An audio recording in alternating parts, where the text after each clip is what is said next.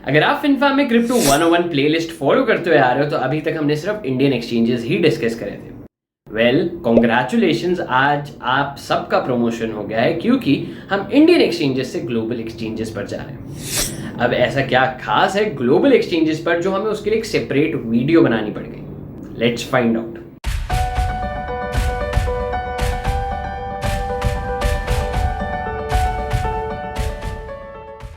Hey finfarmers, I am Aryan Malhotra and FinFarm में आप सभी का स्वागत है। आज का एपिसोड सिर्फ और सिर्फ ग्लोबल एक्सचेंजेस को ही डेडिकेटेड। सबसे पहले एक मेन डिफरेंस समझ लेते हैं इंडियन एक्सचेंज में और एक ग्लोबल एक्सचेंज में। इंडियन एक्सचेंज में आपको जनरली दो ट्रेडिंग पेयर्स मिलते हैं, that is your INR pair and second one is your stable coin pair. अब सारे इंडियन एक्सचेंजेस में स्टेबल कॉइन पे आपको USDT का ही पेयर मिलेगा, बाकी आपको कोई नहीं मिलेगा। INR पेयर का मतलब क्या है? आप अपने बैंक से अपने क्रिप्टो करेंसी एक्सचेंज पे पैसे डिपॉजिट करके क्रिप्टो करेंसी ट्रेड कर सकते हो। अब ग्लोबल एक्सचेंजेस में आपका INR पेयर एग्जिस्ट ही नहीं करता। ग्लोबल एक्सचेंजेस में आपके तीन डिफरेंट ट्रेडिंग पेयर्स एग्जिस्ट करते हैं। सबसे पहले आपको एक स्टेबल कॉइन का पेयर मिलता है। Stable coin 90% of the cases में USDT ही आपको मिलता है, 10% डिफर कर सकता है। आपको USDC मिल सकता है, आपको EUR मिल सकता है एंड सो ऑन। सेकेंडली आपको एक बिटकॉइन का ट्रेडिंग पेयर मिलता है, मतलब आप बिटकॉइन के थ्रू भी डिफरेंट क्रिप्टो करेंसीज परचेज कर सकते हो। थर्ड आपको पेयर मिलता है इथेरियम का। अब पहले दो पेयर्स आपको सारे ग्लोबल एक्सचेंजेस में मिलेंगे, बट इथेरियम का पेयर जनरली नहीं होता है सब में, लेकिन तब भी 60% ऑफ द ग्लोबल एक्सचेंजेस में आपको इथेरियम का ट्रेडिंग पेयर मिलेगा। हमें ग्लोबल एक्सचेंजेस की जरूरत ही क्यों है? अगर मैं एक बेसिक कंपैरिजन करूं कि मैं अपने बैंक से एक इंडियन एक्सचेंज पे बहुत इजीली पैसे ट्रांसफर करके एंड INR पेयर में ट्रेड कर सकता हूं, मुझे कोई मेंटल कैलकुलेशंस करने की भी जरूरत नहीं है, ये मेरे लिए बहुत ही कन्वीनियंट जॉब है, तो मुझे ग्लोबल एक्सचेंजेस चाहिए ही क्यों? सबसे पहला बेनिफिट ये आता है कि आप अपनी पोर्टफोलियो बहुत ज़्यादा डाइवर्सिफाई कर सकते हो। ये वीडियो बनाते हुए ऑन एवरेज एक इंडियन एक्सचेंज में 150 क्रिप्टो करेंसीज लिस्टेड है, बट एक ग्लोबल एक्सचेंज पे आपको 2000 क्रिप्टो करेंसीज मिल सकती हैं।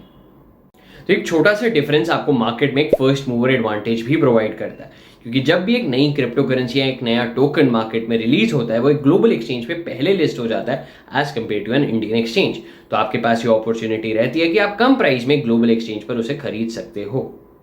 अगर आप एक इंडियन एक्सचेंज में एक बड़ा ऑर्डर प्लेस करते हो, लेट्स अज्यूम 50 से 100 करोड़ का बाय या सेल ऑर्डर प्लेस करते हो, तो जब आप वो ऑर्डर प्लेस करोगे तो आपको आपके प्राइस में फ्लक्चुएशंस देखने को मिल सकती हैं, क्योंकि इंडियन एक्सचेंजेस में लिक्विडिटी अभी भी कम है as compare to global exchanges.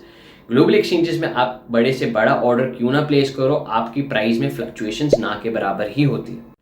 Global exchanges में मेरी एक फेवरेट चीज भी और आ जाती है, दैट इज नोड स्टेटस। अब नोड स्टेटस से मेरा क्या मतलब है? अगर मैं एक इंडियन एक्सचेंज पे कोई भी क्रिप्टो करेंसी बाय कर रहा हूँ तो जनरली 60% ऑफ दी उन क्रिप्टो करेंसीज की नोड्स ऑफलाइन होती है।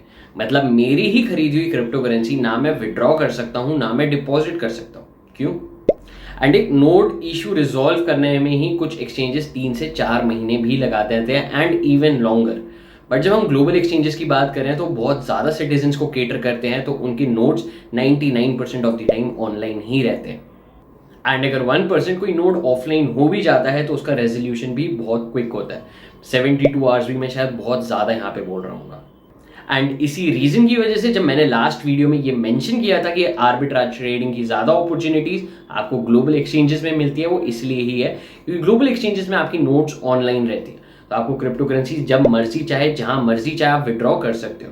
बट इंडियन एक्सचेंज में आपने आर्बिट्राज अपॉर्चुनिटी के लिए क्रिप्टो करेंसी बाय कर ली, बट अगर उसकी नोड ऑफलाइन है तो आप वो विड्रॉ ही नहीं कर सकते। अब आर्बिट्राज ट्रेडिंग बिल्कुल रिस्क फ्री ट्रेडिंग होती है। अगर आपको नहीं पता है वो काम कैसे करती है तो आप ये वीडियो चेक कर सकते हो। ट्रेडर्स इसलिए भी ग्लोबल एक्सचेंजेस प्रेफर करते हैं क्योंकि उन्हें वहां पर फ्यूचर्स एंड ऑप्शंस अवेलेबल होते हैं।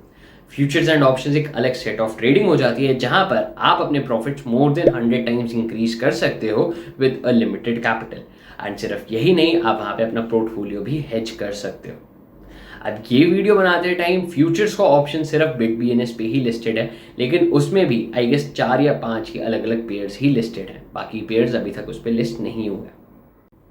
अगर आपको क्रिप्टो करेंसीज में अपने प्रॉफिट इंक्रीज करने हैं तो आपको ग्लोबल एक्सचेंज यूज करने पड़ेंगे। अब ग्लोबल एक्सचेंज यूज करने से पहले वीडियो की डिस्क्रिप्शन चेक करना मत भूलना। फिनफार्म के पास कुछ एक्साइटिंग ऑफर्स हैं मेजर ग्लोबल एक्सचेंजेस की तरफ से, जो आप फिनफार्म के रेफरल लिंक से साइन अप करके अवेल कर सकते हो। ऑलराइट फिनफार्मर्स, आज के एपिसोड में बस इतना ही। आई होप आपको ये समझ आ गया होगा कि क्यों आपको भी ग्लोबल एक्सचेंजेस यूज करने चाहिए। और अगर ये वीडियो पसंद आएगी तो वीडियो को लाइक करना मत भूलना और ऐसे ही और कंटेंट के लिए फिनफार्म को सब्सक्राइब करो। हम फिर मिलेंगे एक नए एपिसोड के साथ।